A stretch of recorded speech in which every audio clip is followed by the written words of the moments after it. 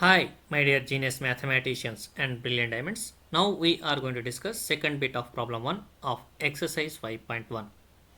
In this problem, they said that there is a cylinder. From that cylinder, they are going to remove air in a step-by-step manner. Each time, they are going to remove 1 by 4th of the air which is there in the cylinder. Let us assume the amount of air present in the cylinder is 20 liters. It is just assumption. Now, first time when we remove 1 by 4th of the air from the cylinder, after removal we will have 15 liters of the air in the cylinder. Then after second removal we will have 45 by 4 liters of the air in the cylinder.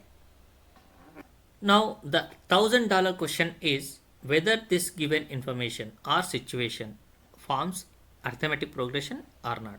That is the question. From the above explanation, we can notice one thing. Term 1 is nothing but 20 liters of the air.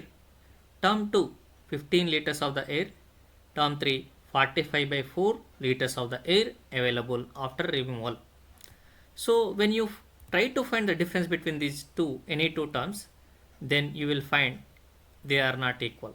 Since there is no common difference, means D is not equal, we can say that this given information does not form arithmetic progression.